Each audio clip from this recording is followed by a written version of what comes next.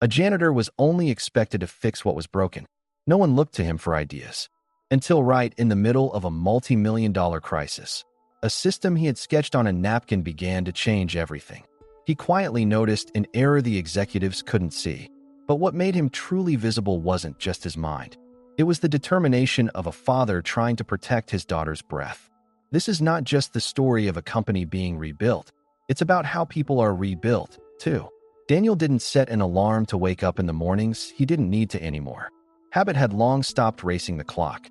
He opened his eyes before the sun came up and always turned on the kitchen light before hearing his daughter's little footsteps. Today was no different.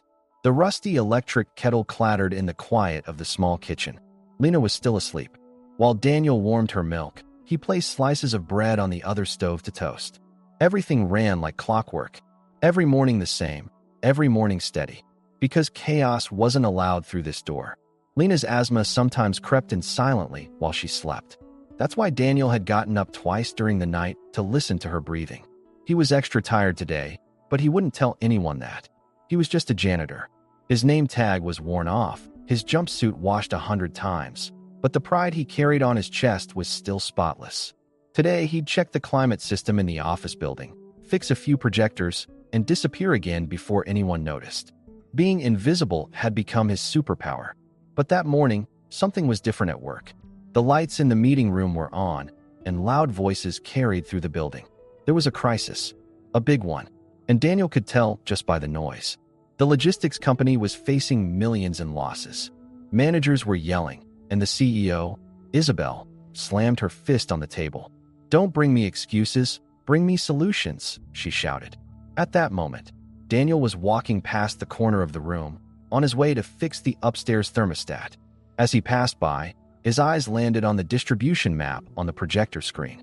Just a 1-second glance, but a reflex from his unfinished engineering days sparked in his brain like a flash. "This setup's wrong," he mumbled to himself. But someone heard him. "Isabel." She suddenly looked up. "What did you say?" Everyone turned to look at him. Daniel wiped his wet hands on his jumpsuit and swallowed instinctively. "The connections are reversed. That's why the system's inefficient," he said. Silence. The entire boardroom froze. They didn't want to believe that a janitor had spotted what they couldn't. But Isabel's eyes narrowed. She saw more than his words, she saw courage. 3 nights ago, he and Lena were working on a little project after dinner. Lena had a school assignment about efficient systems. They were building logistics lines with colorful strings. Her little fingers connected the dots, and her words still echoed in Daniel's head. "Daddy, if we do it like this, it'll be faster. No waste." Daniel had been inspired by that. And that night, he scribbled something down on a napkin. A system design. Rational, practical, almost professional. But the next morning, he just slipped it in his pocket and went to work like nothing happened. Because he knew no one would listen. But now, Isabel wouldn't take her eyes off him. "Can you redraw this map?" she asked. Her voice wasn't commanding, it was curious. Daniel nodded. Just 15 minutes later, a man was kneeling at the boardroom table. Daniel. He showed them the system he'd redrawn with his own hands. If the routes are shaped by cargo density instead of geographic order, you eliminate empty returns. The system flows like self-moving water. COO Tomas leaned back in his chair and laughed. "So now we're relying on a janitor and a napkin to save us?" But Isabel didn't laugh. Her eyes were locked on the sketch. "Run a test," she said. "Start on the northern route. If this works, then it's not the napkin, it's this man who just saved the company." And for the first time, Daniel was seen. By his name, by his idea. People finally started to listen not to who he was, but to what he had to say. But this wasn't over. Because every system saved brings new resistance. And when an invisible man becomes visible, it shakes certain foundations. But Daniel only cared about one thing, Lena. And that little girl already knew the truth before anyone else did. "My dad doesn't just fix things. Sometimes he fixes people too." For the first time in a long while, Isabel was staring at a drawing with real focus. Normally, her instincts could size up million-dollar investment plans in 10 seconds. But now, she felt an odd sense of trust in a diagram drawn by hand by a janitor. A quiet voice inside her said, "You should give this a shot." Maybe it was desperation talking, or maybe it was the calm confidence in Daniel's eyes. Either way, both were about to change the company's future. As the simulation team entered Daniel's suggestion into the test system, the tension in the room was visible. Tomas had his legs crossed, arms folded, watching the screen with a hint of smugness. "Another waste of time," he whispered to Marco. But Isabel either didn't hear or chose to ignore him. Her eyes were locked on the numbers now, and those numbers were changing. In the first 10 minutes, the system started operating 12% faster, then 15%, then 17%. Empty return trips were cut down almost by half. The graphs were climbing, clearly. The expressions on the analysts' faces started to shift. The whispers were replaced by stunned silence. Isabel looked from Daniel's sketch back to Daniel. "How?" Tomas muttered, taking off his glasses and rubbing his eyes. "It can't be that simple." Daniel shrugged. "Honestly, we're the ones who make it complicated. If you let a system follow nature, it always finds the shortest path." That day, Isabel made a decision. She appointed Daniel as a temporary project consultant. Of course, it wasn't welcomed by everyone, especially Tomas, who openly criticized the appointment. "This is an exception. Breaking our traditional rules weakens the institution," he said in a meeting audio from which would later be widely discussed within the company. But Isabel's response was firm. "If our rules are blocking efficiency, then we have the wrong rules." As for Daniel, the new title didn't change his clothes or the way he walked. He still wore the same gray jumpsuit, only now he'd added a pen and a small notebook to his pockets. And of course, he still made Lena's breakfast every morning, checked her homework, and packed her inhaler twice. The only thing that had changed was that his voice was finally being heard. But success always brings shadows behind it. One morning, Daniel brought Lena to the company after school. The babysitter had fallen ill and the backup plan had failed. When Isabel heard about it, she just shrugged. "She's a kid, and this place is full of humans, right?" They set up a small desk for Lena in a spare room next to the CEO's office so she could play. But that little girl didn't just play. She watched Isabel's digital logistics dashboard. She looked at the sketches in Daniel's notebook. And one day, she said, "Dad, if you connect that route from this point, it'll be shorter." And she was right. Daniel laughed.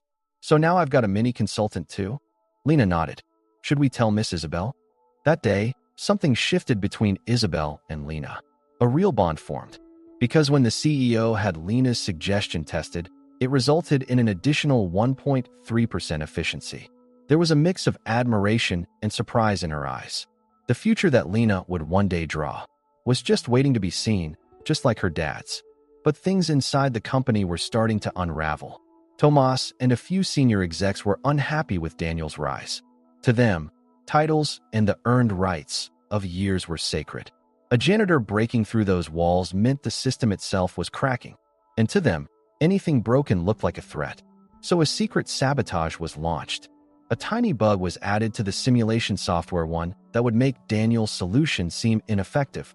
An unexpected error popped up during a test. "See," Tomas said, "this system's unstable." But Isabel noticed something. The updated system didn't use Daniel's original notes, and she could clearly see the difference. The battle was now being fought in silence. On one side, tradition, ego, and corporate walls. On the other, a father, a child, and a hope sketched on a napkin. That day, Isabel quietly walked over to Daniel. "Some people won't want to hear you," she said, "because if they do, they'll have to take responsibility for their own silence."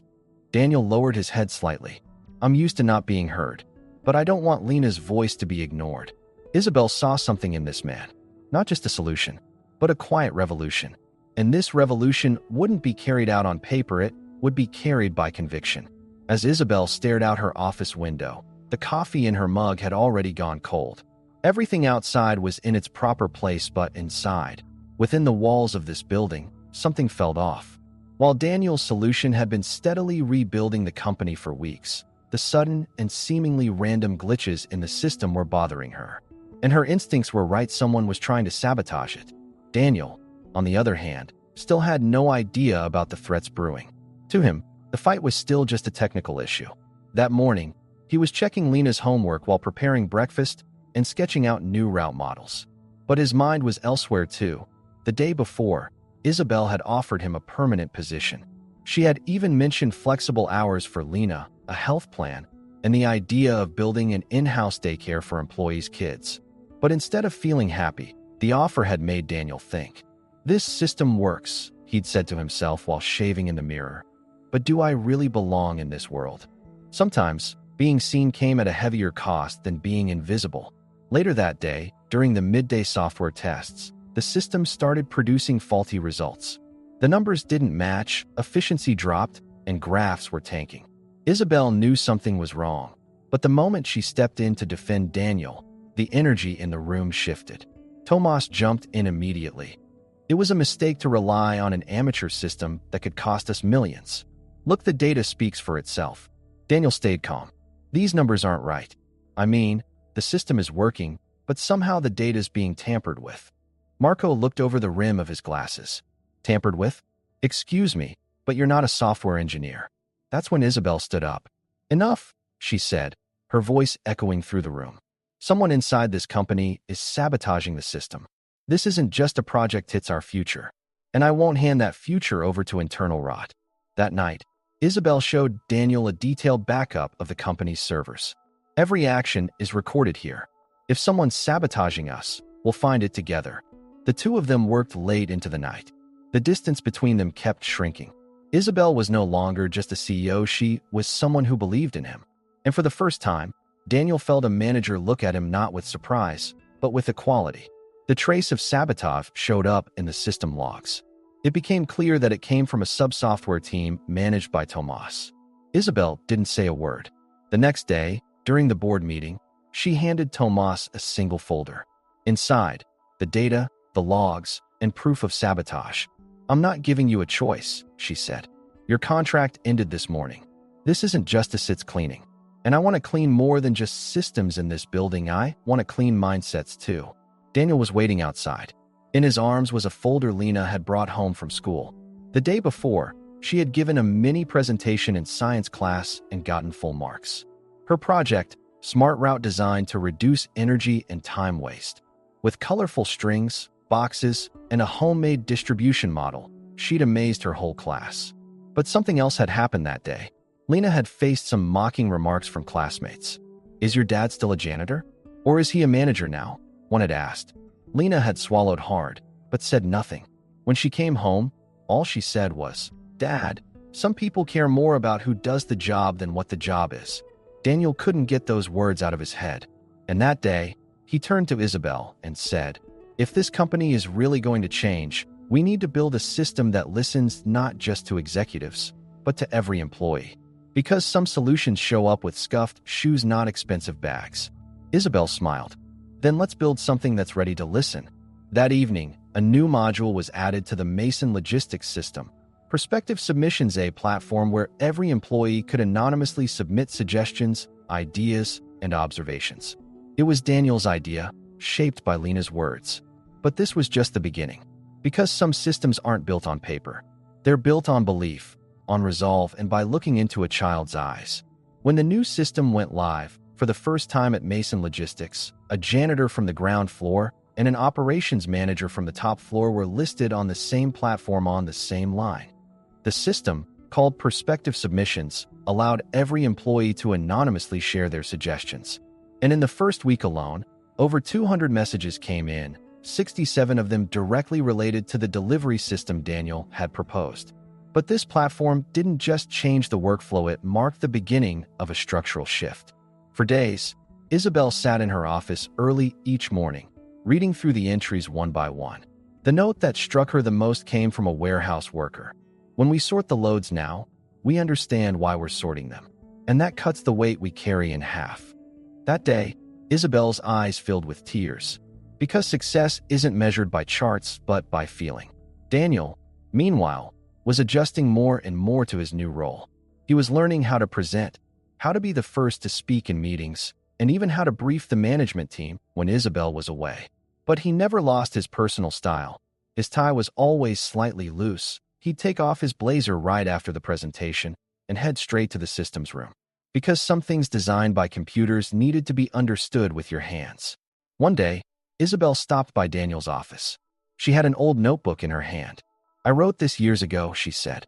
These were my notes from my first day as CEO. I wrote, everything must be under my control. Then she flipped the page. But no system can see everyone from the same angle. You showed me that.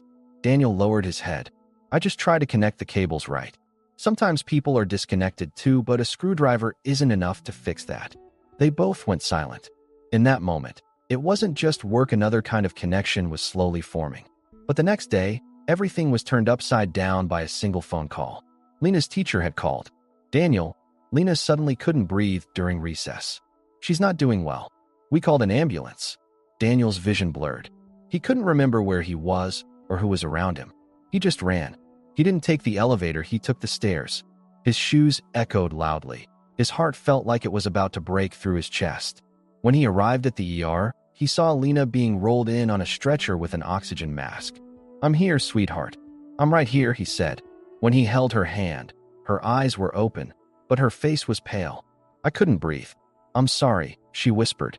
And in that moment, all of Daniel's inner balance collapsed. All the systems, all the plans, and the most precious thing in his life had slipped out of his control. Hours passed at the hospital. Once the doctors had stabilized her, Isabel arrived too. She didn't bring flowers. Instead, she brought the logistics model Lena had drawn and left behind at the office. I thought I'd bring this, she said. Maybe it'll lift her spirits. Daniel didn't say anything for a long time. Then he finally looked up. His eyes were tired, but a completely different kind of clarity shone through them. I can't accept the job, Isabel. The permanent role, the salary, all of it. Lena's health, her stability, that's the only constant in my life. Isabel hadn't expected that answer, but she understood. I get why you're doing this, she said softly. But you didn't just give this company a system.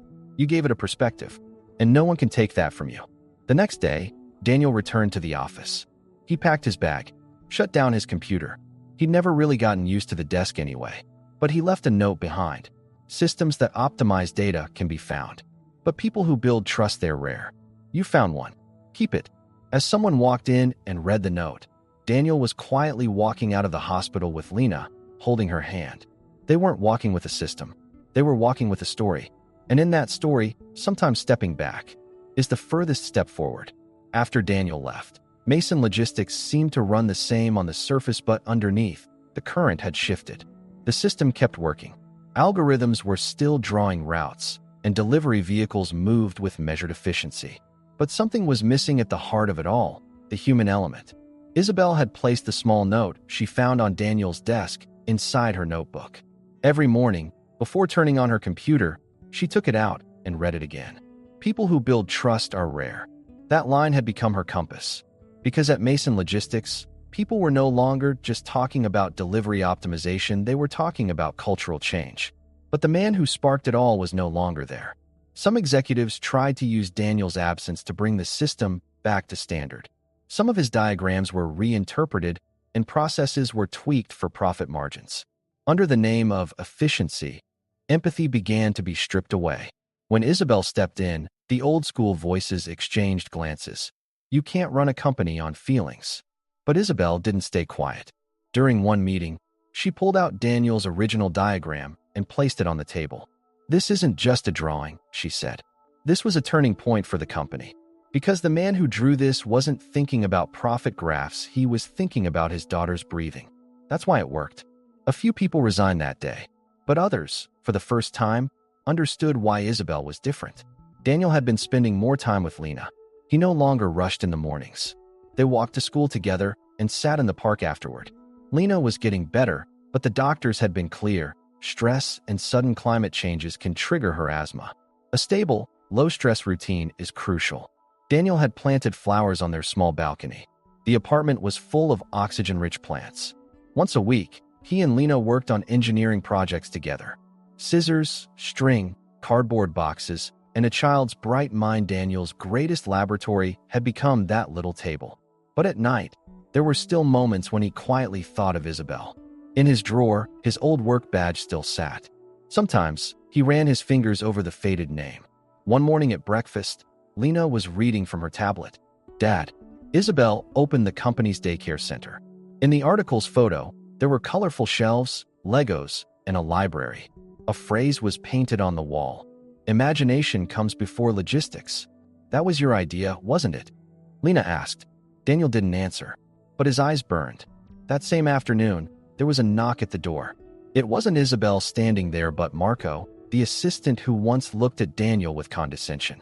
He was holding a formal envelope and wearing a slightly embarrassed expression. "Mr. Daniel, the CEO would like to meet with you privately.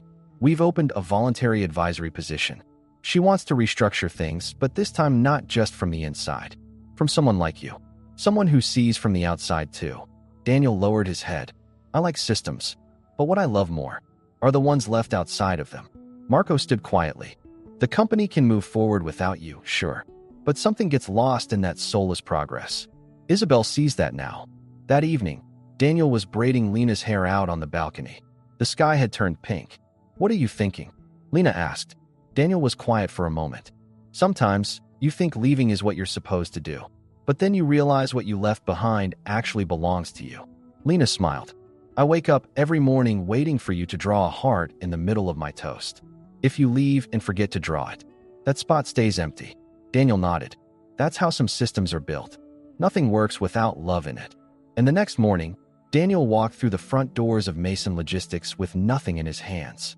No one stopped him. Because security knew him now. Because the company knew him now. Isabel was waiting for him in the lobby. She wore a simple gray jacket and held not a coffee but colorful folders. "We don't have a final offer yet. We haven't even written the job title. But we waited. For you." Daniel lifted his head. "I never ran from the system, Isabel. I was just trying to find the right place within it." Daniel's return was quiet but deep. There was no formal announcement, no applause. But that first morning, when he walked into the advisory floor's meeting room not in his old overalls, but in a simple shirt and brown shoes, everyone paused for just a moment. Because some people don't change the atmosphere with their title, but with their presence. And Daniel was one of those rare people. Isabel hadn't given him a fixed office, but an open workspace surrounded by glass walls, but with no door.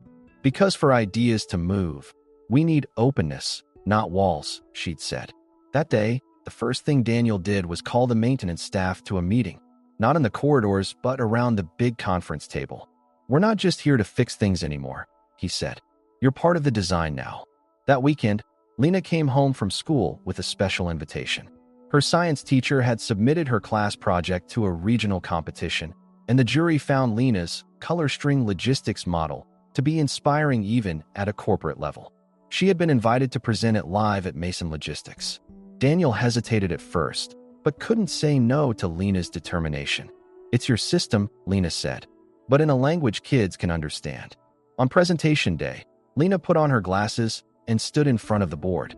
Behind her were engineers like Simon, board members, and new employees. Daniel stood at the back of the room, right next to Isabel, quietly watching his daughter. "If cargo were people," Lena began, "we wouldn't want to take them somewhere fast but somewhere right.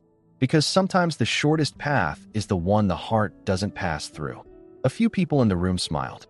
Isabel furrowed her brow thoughtfully. "The core idea of this system is load, but load doesn't just mean boxes. People are loads. Emotions too. That's why when we guide things, we have to think not just about distance, but about meaning." The room burst into applause. But Daniel didn't clap. His eyes had filled with tears. Behind that applause, behind that speech, were 9 lonely years, Maria's absence, sleepless nights, hidden tears, and a dream once scribbled on a napkin. And now that dream was standing, speaking, explaining the world. After the presentation, Isabel didn't pick Lena up, she got down on her knees. "I used to wonder what someone your age could teach me," she said. "But now I realize some systems don't start from the top down. They start from the ground up." Daniel and Isabel met eyes.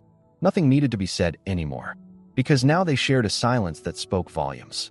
Months later, Mason Logistics didn't just make headlines for saving $40 million, it became the cover story for its employee-centered transformation model. The new slogan was painted on the walls. Titles change. Behavior lasts. And the most popular new program? The idea submission system called From Shadow to Light. The concept was Daniel's. The name was Lena's. Each morning, Daniel dropped Lena off at the company's children's center, then headed to his glass office to review systems. One old habit still remained, the multi-tool he always carried in his pocket. Because sometimes a system breaks, sometimes a chair snaps, sometimes a child's bike falls apart. And to Daniel, all of it meant the same thing: to fix. That afternoon, Isabel entered his office without knocking. She wore a simple dress and held a new children's center layout, drawn by Lena. "Want to sketch this one together?" she asked. Daniel moved closer to the table. He picked up the pen. "Let's do it. But this time, can we plan dinner together too?" Isabel smiled. "Spaghetti?" Just outside the door, Lena poked her head in. "Yes, Dad's spaghetti is like a system, simple and perfect." Laughter filled the room. Isabel sat down on the floor. Papers spread out. Colored pens appeared. A CEO, a former janitor, and a child were sketching something new together. But this time, it wasn't just a delivery system. It was a life system, a structure of trust, and the possibility of a family.